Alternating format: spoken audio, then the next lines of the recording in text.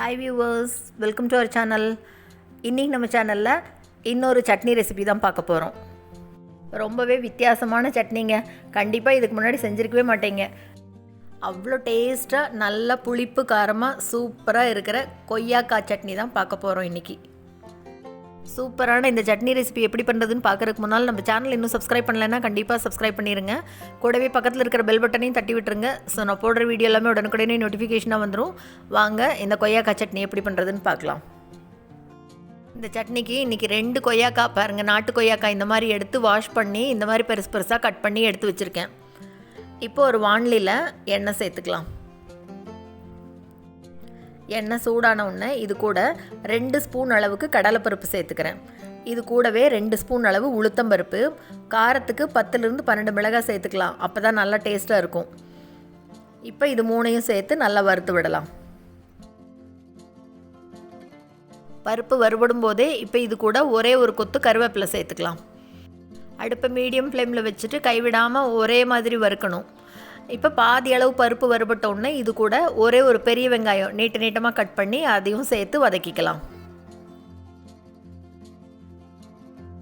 வெங்காயம் பாதி அளவு வதங்கினோடனே இப்போ இது கூட கட் பண்ணி வச்சுருக்கிற கொய்யாக்காயை சேர்த்து வதக்கிக்கலாம்.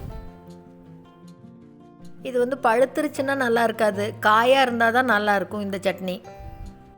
இப்போ கொய்யாக்காயோடு சேர்த்து கொஞ்சம் வதக்கி விடலாம். காய் கொஞ்சம் சாஃப்டாக வரணும். கொய்யாக்காய் கொஞ்சமாக பாதி அளவு வதங்கினோன்னே இப்போ இது கூடயே ஒரு சின்ன நெல்லிக்காய் சைஸ்க்கு புளி சேர்த்துக்கலாம்.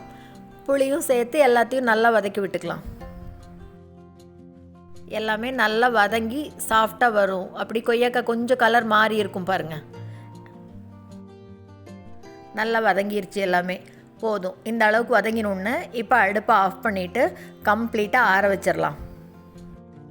இப்போ இது எல்லாமே நல்லா கம்ப்ளீட்டாக ஆறுனதுக்கப்புறமா ஒரு மிக்ஸி ஜாருக்கு மாற்றிட்டு இந்த சட்னிக்கு தேவையான அளவு உப்பு சேர்த்துட்டு முதல்ல இதை ஒரே ஒரு தடவை கொரகொரப்பாக அரைச்சிக்கலாம். பாருங்கள், சும்மா இந்த அளவுக்கு அரைச்சா போதும். இப்போ அரைச்சிட்டு இது கூட நல்லா ஒரு கைப்பிடி அளவுக்கு ஃப்ரெஷ்ஷாக புதினா இலையை சேர்த்துக்கலாம். புதினா இலை சேர்த்து அரைக்கும்போது டேஸ்ட் அவ்வளோ சூப்பராக இருக்கும். இப்போ இந்த புதினா இலை சேர்த்துனதுக்கப்புறமா தண்ணி எல்லாம் ஒரு துளி கூட விட வேண்டாம். பாருங்கள், இந்த மாதிரி சட்னி பதத்துக்கு நல்லா அரைச்சிக்கலாம். வெங்காயம் கொய்யாக்காய் இதில் இருக்கிற தண்ணியே போதும், தனியாக தண்ணி விட வேண்டாம். இப்போ இந்த சட்னியை ஒரு பவுலுக்கு மாற்றிட்டு இதுக்கு தாளித்து கொட்டிடலாம். கரண்டியில் எண்ணெய் விட்டுருக்கேன். எண்ணெய் நல்லா காஞ்ச உடனே கடுகு சேர்த்துட்டு கடுகு பொரிஞ்ச உடனே இது கூட 1 டீஸ்பூன் அளவு கடலைப்பருப்பு, 1/2 டீஸ்பூன் அளவு உளுத்தம்பருப்பு, ஒரே ஒரு காஞ்ச மிளகாய், கூடவே ஒரு கொத்து கருவேப்பிலை, இது எல்லாத்தையும் சேர்த்துட்டு எல்லாம் நல்லா பொரிஞ்ச உடனே அடுப்பை ஆஃப் பண்ணிட்டு எடுத்து இந்த சட்னி மேலே கொட்டிட வேண்டியது. அவ்வளோதாங்க, ரொம்பவே டேஸ்டியான சூப்பராக வித்தியாசமான கொய்யாக்காய் சட்னி ரெடி பண்ணியாச்சு.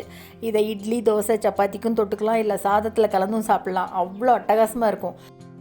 சூப்பரான இந்த சட்னி ரெசிபி உங்களுக்கு பிடிச்சிருந்ததுன்னா லைக் பண்ணுங்கள், ஷேர் பண்ணுங்கள், கமெண்ட் பண்ணுங்கள். மறக்காமல் நம்ம சேனலை சப்ஸ்கிரைப் பண்ணுங்கள். கூடவே பக்கத்தில் இருக்கிற பெல் பட்டனையும் தட்டி விட்டுருங்க. ஸோ நான் போடுற வீடியோ எதுவுமே மிஸ் பண்ணாமல் பார்க்கலாம். தேங்க்ஸ் ஃபார் வாட்சிங்.